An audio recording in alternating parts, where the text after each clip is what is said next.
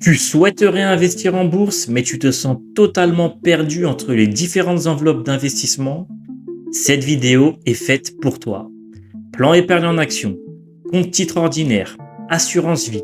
Tu ne sais pas par où commencer ni laquelle des enveloppes serait la plus adaptée à ton profil? Rassure-toi, c'est tout à fait normal. Je suis moi-même un professionnel de la finance et pour réaliser cette vidéo, j'ai dû me renseigner sur l'assurance vie. Spoiler, c'est pas l'enveloppe que je vais te recommander en priorité, à part si tu as déjà un certain âge et que tu souhaites organiser ta succession. Dans cette vidéo, on va voir simplement quelles sont les 3 principales enveloppes disponibles pour investir en France. On détaillera leurs avantages et leurs inconvénients. Et pour terminer, je te donnerai mon avis sur celle qui me paraît la plus pertinente pour commencer à investir en bourse.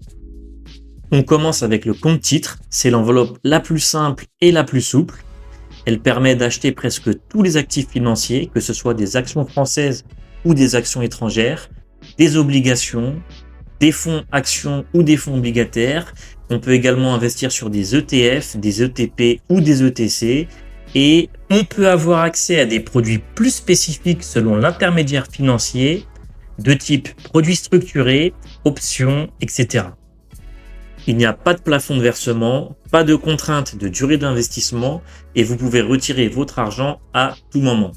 En revanche, cette liberté a un prix. Sur un compte titre, les gains, que ce soit des dividendes, des intérêts ou des plus-values, sont taxés de la même manière, c'est-à-dire à hauteur de 31,4%.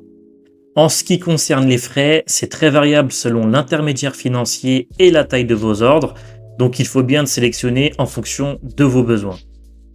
Donc pour résumer, le compte titre est une enveloppe simple qui permet d'accéder aux marchés mondiaux et d'investir sans aucune contrainte. En revanche, d'un point de vue fiscal, c'est la moins efficace car elle ne permet aucune exonération d'impôts. On passe au plan d'épargne en action qui est une enveloppe spécifiquement conçue, comme son nom l'indique, pour l'investissement en action. En théorie, elle a été créée pour financer l'économie européenne et permet seulement d'investir en actions de la zone euro. Mais en pratique, les marchés actions étrangers sont également accessibles via des ETF à réplication synthétique. Le seul vrai inconvénient, c'est le plafond de versement qui est fixé à 150 000 euros, mais qui laisse quand même pas mal de marge quand on débute en bourse. Là où le PEA se distingue vraiment, c'est sur la fiscalité, puisque tant que l'argent reste au sein de l'enveloppe, les gains ne sont pas taxés, donc ni impôt sur le revenu, ni prélèvements sociaux. Et c'est là tout l'avantage, car ça permet de réaliser des achats-ventes sans passer par la case impôt. Autrement dit, à performance identique, le PEA permet de conserver une plus grande part de votre rendement et c'est une enveloppe qui incite à investir dans la durée et maximise l'effet des intérêts composés. Et après 5 ans, vous pouvez retirer votre argent sans impôt sur les plus-values. Seuls les prélèvements sociaux de 18,6% s'appliquent. Donc, bien que le PEA n'offre pas énormément de liberté en termes de support d'investissement, ça reste l'enveloppe la plus efficace pour exposer son épargne au marché actions, tout en évitant les frictions dues aux différentes taxes. On termine avec l'assurance vie, qui est souvent présentée comme l'enveloppe à tout faire. Elle permet d'investir sur des fonds sécurisés, appelés les fonds en euros, mais aussi sur des supports dynamiques via des unités de compte, qui sont placés sur des fonds ou sur des ETF. Ces deux avantages sont la fiscalité qui devient intéressante sur le long terme et le fait qu'elle soit traitée séparément lors de l'héritage. Elle est donc majoritairement utilisée pour préparer la retraite ou pour la transmission aux héritiers.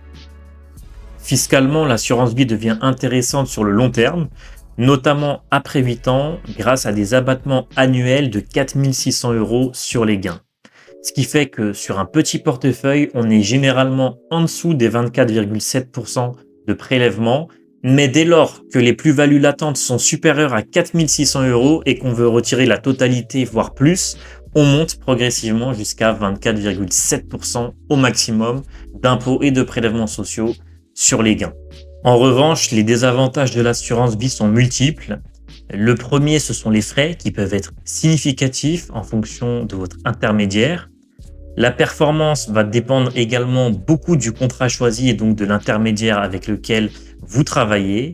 Et la transparence n'est pas toujours immédiate pour un débutant entre le fonds en euros, les unités de compte en actions ou en obligations, qui sont elles-mêmes investies sur des fonds qu'on ne connaît pas forcément.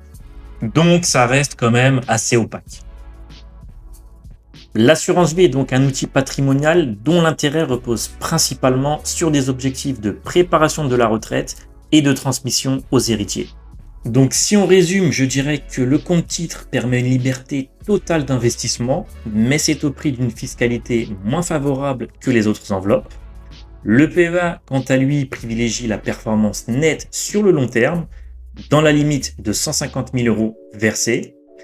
Et enfin, l'assurance vie se distingue par sa polyvalence et ses atouts concernant la transmission, mais elle s'accompagne généralement de frais élevés et offre peu de transparence. Et quand on regarde les choses simplement, pour investir régulièrement en actions avec un horizon de plusieurs années et sans besoin immédiat de liquidité, le PEA ressort clairement comme étant l'enveloppe la plus adaptée. Donc si je devais donner un conseil simple, surtout pour quelqu'un qui débute, ce serait de commencer par ouvrir un PEA, comprendre son fonctionnement, y investir progressivement et laisser le temps faire son travail. Cela n'empêche pas par la suite d'ouvrir un compte titre pour se diversifier davantage ou d'ouvrir une assurance vie pour structurer son patrimoine en prévision de la retraite et de la transmission. Dans la prochaine vidéo, je vais te montrer comment investir efficacement au sein d'un PEA en te présentant les différents supports d'investissement disponibles en fonction de tes objectifs. N'hésite pas à réagir en commentaire et à poser des questions, j'y répondrai avec grand plaisir et je te dis à très bientôt pour une prochaine vidéo.